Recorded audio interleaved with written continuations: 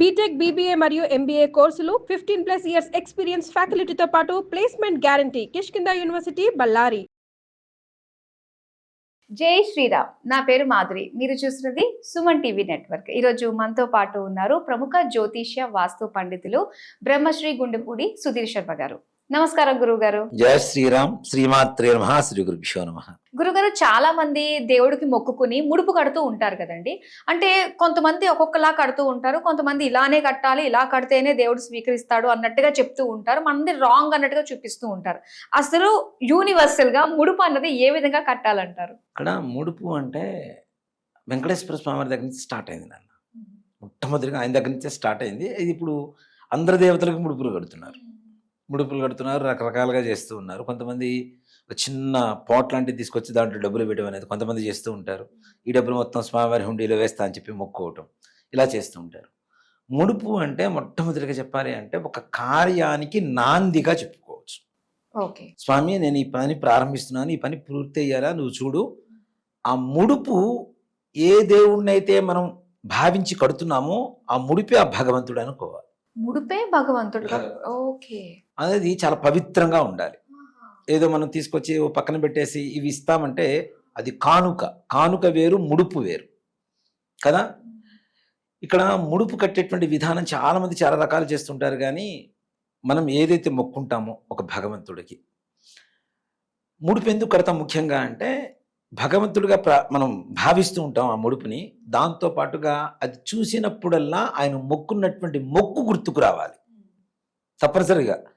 కొంతమంది పోతారు, వెళ్తారు దేవాలయంలో, స్వామి నాకు కనుక ఇల్లు కనుక్కుంటే నీకు బంగారు కళ చేస్తాను స్వామి, కిరీటం చేస్తాను స్వామి అంటాడు. ఇంకో చోట పోయి ఇంకో అమ్మవారికి మొక్కుంటాడు, ఇంకో చోట పోయి ఇంకో స్వామి వారికి మొక్కుంటాడు. ఎన్ని చోట్ల ఇస్తాడు? గుర్తుండవు కూడా కొన్ని చేయరు. నిజంగా అలాంటివి కూడా జాతకాల్లో కొన్ని కనపడుతుంటాయి నాన్న.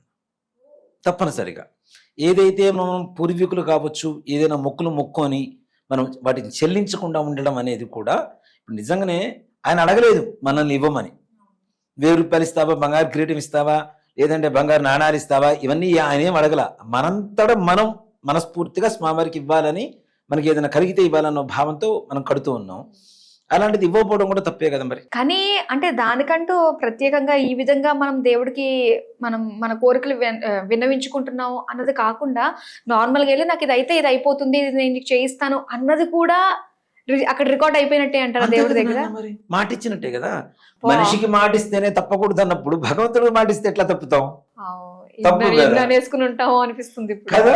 వెళ్ళిన చోటల్లా మనం ఏదో మొక్కుంటాం, ఈ పని అయిపోతే ఇది చేస్తాం. అవునండి. ఒక మాట చెప్పానంటే నా జీవితంలో ఒక అమ్మాయి పరిచయం అయింది నాన్న ఇటీవల, ఒక 5 సంవత్సరాల క్రితం. అసలు నా కులానికి సంబంధం లేదు, నాకు పరిచయం అయింది. నా జీవితంలో ఒక భాగం అయిపోయింది. ఎలా అంటే నా సొంత చెల్లెల కంటే ఎక్కువగా తయారైంది. నాకు అన్న అని పిలుస్తుంటుంది. నా జీవితాన్ని మార్చినటువంటి అమ్మాయి. ఒక మాట చెప్పాలంటే ఫైనాన్షియల్గా నేను ఎలా ఉండాలి, ఎలా ఉంటే జాగ్రత్తగా ఉంటామని చెప్పి నా జీవితాన్ని, నాకు జన్మనిచ్చింది మా తల్లి, నాకు ఆర్థిక జన్మనిచ్చింది ఈ తల్లి. చిన్నమ్మాయి, పెద్ద వయసు కూడా కాదు. కానీ ఆ అమ్మాయికి కొన్ని కష్టాలు ఉన్నప్పుడు నేను దేవాలయానికి వెళ్ళినప్పుడు మొక్కునేవాడిని. తప్పనిసరిగా నేను అమ్మాయిని పిలవడం కూడా కన్నమ్మ అని పిలుస్తాను నేను. కానీ నా ఫోన్లో కూడా అట్లానే ఫీడ్ అయి ఉంటుంది ఇప్పటికీ. ఇట్లా ఆమెకి ఈ కష్టం ఉంది. నేను వెంకటేశ్వర స్వామి దగ్గర గట్టిగా తిరుపతి వెళ్ళినప్పుడు అమ్మాయి గురించి ఏదన్నా అనుకుంటే తప్పనిసరిగా పని అయిపోతుంది నాకు వెంటనే. అట్లా వెళ్ళి స్వామి ఇట్లా నాకు ఇట్లా ఉంది, మా కన్నమ్మకి నన్ను ఇంత బాగు చేసింది, సో తను కూడా సుఖంగా ఉండాలి, అమ్మాయికి ఈ కష్టం తీరిపోవాలని కోరుకుంటే వెంటనే తీరిపోయేది. ఆ తర్వాత మళ్ళీ వెంటనే నిజంగా అలా 4 సార్లు నేను వెంట్రుకలు ఇచ్చాను అమ్మాయి కోసం. అంటే నా జీవితాన్ని ఎంత స్ఫూర్తిదాయకంగా మార్చింది అనేది అర్థం చేసుకోండి. ఇప్పుడు ఎవరు చూసే జనాలు చాలామంది చాలా రకాలు అనుకుంటారు. కానీ అమ్మాయి నన్ను మనస్ఫూర్తిగా అన్నయ్య అని పిలుస్తుంది, నేను కన్నమ్మ అని పిలుస్తా. అసలు ఎంత స్వతంత్రంగా ఉంటుంది అంటే నన్ను కమాండ్ చేసేది మా అమ్మ తర్వాత మళ్ళీ తనే. నువ్వు ఇది తప్పు చేస్తున్నావు, ఇది అనవసరమైనటువంటి ఖర్చు, అసలు ఈ దారిలోకి వెళ్ళొద్దు.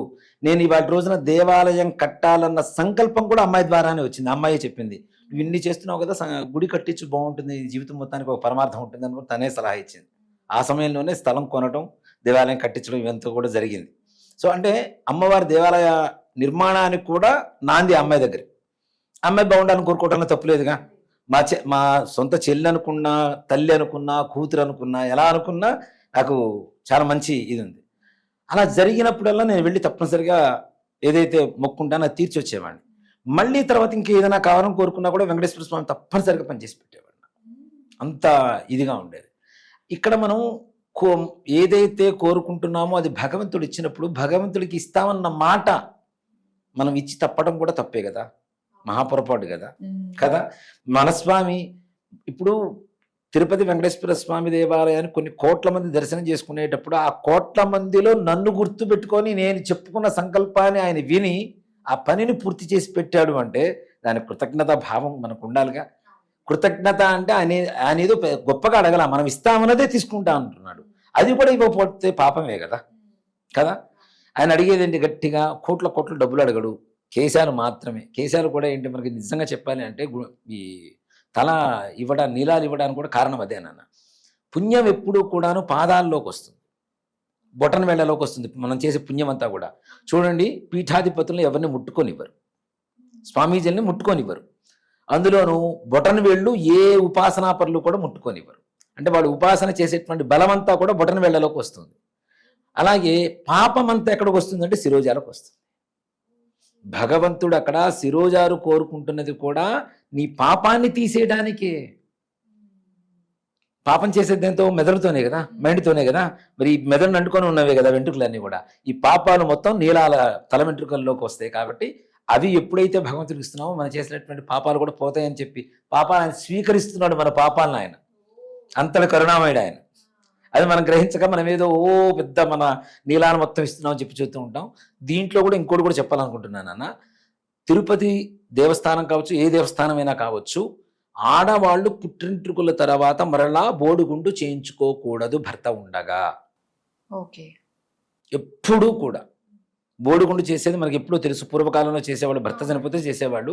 కాబట్టి ఎంత మొక్కున్నా సరే, మొక్కులు ఇలా మొక్కకండి ఆడవాళ్ళు దయచేసి బోడిగుండు చేయించుకుంటానని, ఇలాంటివి తప్పు. పుణ్యస్త్రీగా ఉన్నప్పుడు తప్పనిసరిగా అలాంటివి చేయకూడదు. కాబట్టి 3 కత్తెరలు అంటాం కదా, ఆ 3 కత్తెరలు 3 చోట్ల తీసేసి 3 కత్తెరలు ఇస్తారు. అవి వచ్చు కానీ ఆడవాళ్ళు పొరపాటున కూడా సంపూర్ణమైనటువంటి వపనం అనేటువంటిది చేయించుకోకూడదు అనేటువంటిది శాస్త్రం చెబుతుంది. అది గుర్తుపెట్టుకోండి దయచేసి. ఇప్పుడు చాలా మంది మనం తిరుపతి పోతే చూస్తూ ఉంటాం. అవి చూసినప్పుడల్లా అనిపిస్తుంటుంది, అబ్బా ఎందుకబ్బా ఇట్లా చేయించుకున్నారు అని బాధ వేస్తూ ఉంటుంది. అది కరెక్ట్ కాదు. 3 కత్తెరలు ఇవ్వండి, చక్కగా స్వామివారి ముడుపు చెల్లిపోతుంది. అలాగే కొంతమంది పుట్టెంట్రుకలు మొక్కుంటారు, మన స్వామి దగ్గర తీస్తామని వెళ్ళటం కుదరదు. అలాంటివి కూడా ముడుపు కట్టొచ్చు. పిల్లలు పుట్టారు, పుట్టెంట్రుకలు తీయించాలి, మేము తిరుపతిలో తీస్తామని మొక్కుంటాం, ఆనవాయితీ అనుకుందాం, మొక్కోవటం అనుకుందాం. కానీ అంత దూరం వెళ్ళలేనప్పుడు కూడా అవి కూడా ముడుపు కట్టే విధానంలో దీంట్లోనే చెప్తాను నేను మీకు. ముడుపు కట్టే విధానం కూడా ప్రధానంగా చాలా పవిత్రంగా స్నానం చేసిన తర్వాత మంచిగా ఉతికిన బట్టలు కట్టుకొని స్వామివారికి పూజ చేసుకొని ఇంట్లో దీపారాధన చేసుకొని చిన్న వైట్ కలర్ క్లాతులు మనకు దొరుకుతుంటాయి. అవి పసుపు నీళ్ళల్లో ముంచి ఆరవేయండి. క్లాత్ని ఆరవేసి చక్కగా దాంట్లో మీరు అనుకున్న డబ్బులు కావచ్చు, ఇలాగే తల నీలాలు ఉంటాయి కదా, ఆ నీలాలు మొత్తం కూడా తీసేసి పుట్టింట్రుకలు తీసినప్పుడు అవి మొత్తం ఇట్లానే ఎల్లో కలర్ క్లాత్ తీసుకొని మూట కట్టేసి పైన పెట్టేసుకోండి. వెళ్ళినప్పుడు అక్కడ కళ్యాణ కట్టలో సమర్పించండి. వెళ్ళలేనటువంటి సమయంలో, వెళ్ళగలిగితే వెళ్ళొచ్చు, వెళ్ళలేనటువంటి సమయంలో ఇలా తీసుకెళ్ళి అక్కడ కళ్యాణ కట్టలో ఇచ్చేసి రావచ్చు.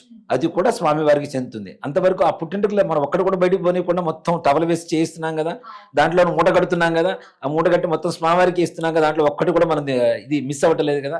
కాబట్టి అది కూడా స్వామివారికి చెందుతుంది. పుట్టింటికలు చేయడంలో ఆ విధానం కూడా అవలంబించవచ్చు. ఈ ముడుపు కట్టాలంటే తప్పనిసరిగా ఈ విధంగా పసుపు బట్టలు కట్టిన తర్వాత దానికి చక్కగా గంధం బొట్టు పెట్టి, కుంకుమ బొట్టు పెట్టి, దేవుడి దగ్గర ఏ దేవుడి కోసం అయితే మనం మొక్కున్నామో ఆ దేవుడి పటం ముందు పెట్టి ప్రతి నిత్యం దాని మీద ఒక పుష్పం పెడుతూ ఉండండి. తప్పనిసరిగా మనం పుష్పం పెడుతున్నప్పుడల్లా మనకు గుర్తుంటూ ఉంటుంది. తప్పనిసరిగా స్వామివారి మొక్కుంది, తీర్చుకోవాలి, వెళ్ళాలి అన్న ఆలోచన ఉంటుంది. తప్పనిసరిగా తీర్చుకోవచ్చు. ఆ విధంగా పవిత్రంగా ముడుపు కట్టాలి. కానీ ఇలా పెడితే అలా కట్టడం మనం అనుకున్నాం కదా. ఇప్పుడు కొంతమంది ఉంటారు హాస్పిటల్లో ఉన్నప్పుడు ముడుపు కడుతుంటారు, ఆపద్ధర్మం అంటారు దాన్ని. అలాంటి సమయాల్లో మరీ మృత్యువుతో పోరాడేటువంటి సమయాల్లో తప్పు లేదు, కానీ మామూలుగా కట్టేటువంటి ముడుపు మాత్రం చాలా పవిత్రంగా స్నానం చేసిన తర్వాత ఉతికిన బట్టలు కట్టుకొని దేవుడికి పూజ చేసుకొని దీపారాధన చేసుకొని పూజ చేసుకున్న తర్వాత చక్కగా ముడుపు కట్టి ఆ ముడుపును అక్కడే పెట్టండి. రోజు ఒక పుష్పం పెడుతూ ఉండండి. మీ పని అనుకున్న పని మొత్తం పూర్తయిన తర్వాత చక్కగా తీసుకెళ్ళి స్వామివారి హుండీలో వేసిరండి. అంటే ఇప్పుడు నేను అనుకున్నది కావాలి, ఇల్లు కావాలి అనుకున్నప్పుడు అలాంటి వాళ్ళు ముడుపు కట్టాలనుకున్నప్పుడు ఏ విధంగా కట్టుకోవచ్చు అంటారు? నిజంగా మాట చెప్పాలంటే నాన్న, అలాంటివి ముడుపు కట్టాలి అంటే సింపుల్ చెప్తాను నేను.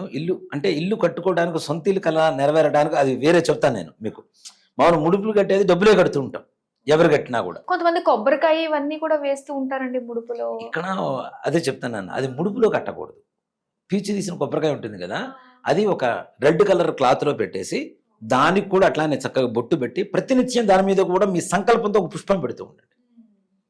ఇప్పుడు ముడుపు మీద కూడా మనం దేనికోసం అయితే ముడుపు కట్టామో ఆ సంకల్పాన్ని ప్రతిరోజు నెరవేర్చుకుంటూ ఉంటే దీని మీనింగ్ ఏంటి? ప్రతిరోజు స్వామివారికి మన సంకల్పాన్ని విన్నవించుకుంటున్నాం. ముడుపే భగవంతుడు అని చెబుతున్నాను కదా, భగవత్ స్వరూపం అని. కాబట్టి ఆ స్వామి వారికి విన్నవించుకుంటున్నాం కాబట్టి ఇన్ని రోజులు ఒక్కసారైనా ఆ చెవిలో పడుతుంది, గ్యారెంటీ మన పని అవుతుంది. ఓకే. ఇన్ని రోజుల్లో ఈ కొబ్బరికాయ కట్టినప్పుడు ఏం చేస్తారంటే వాటిని చాలా మంది కూడా ఎర్రగుడ్డలో కట్టేసి దాని మీద చిన్న పుష్పం పెట్టి పూజ చేస్తుంటారు.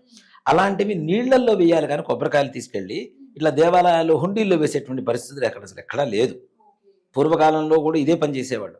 మా గురుగారు ఒక ఆయన ఉన్నారు, ఆయన ఏం చేసేవారంటే సంకల్పం ఏదైతే దేనికోసం అయితే ఆయన ఆరాధించే దేవుణ్ణి సంకల్పం చేసుకొని మంత్రాన్ని జపించి కొబ్బరికాయ ఇచ్చేవాడు. ఇచ్చేసి ఈ కొబ్బరికాయ తీసుకెళ్ళి రోజు దాని మీద ఒక పుష్పం పెడుతుంటారా, 2 అక్షతలు వేసి నమస్కారం చేసుకోరా, నీ సంకల్పం చెప్పని చెప్పేవారు. అయిన తర్వాత ఏం చేయాలి అంటే ఎక్కడైనా నీళ్లలో వేసేసిరా. ఇన్ని రోజులు అంటే కొబ్బరికాయ ఆటోమేటిక్గా లోపల వాటర్ అంతా ఎండిపోతుంది కదా, అలాంటి కొబ్బరికాయ దేవుడి దగ్గర కొట్టలేం కదా. పీచు తీయకుండా ఉన్నటువంటి కొబ్బరికాయ పెడతాం మనం, అక్కడ పీచుతో ఉన్న కొబ్బరికాయ పెడతాం మనం కదా. ఆ కొబ్బరికాయ తీసుకెళ్ళి నీళ్లలో వేసిరమ్మని చెప్తారు. అలాంటి ముడుపులు నీళ్లలో వేయాలి. ఏదైనా దానం, బంగారం ఇట్లాంటివి ఏదైనా ఉంటే స్వామి వారికి సమర్పించుకునే పరిస్థితులు మనం చేసుకోవాలి. ఓకే గురుగారు, ముడుపు ఎలా కట్టాలనే విషయాలు మాకు తెలియజేసినందుకు ధన్యవాదాలు. శ్రీమాత్రే నమః. శ్రీ గురుభ్యో నమః.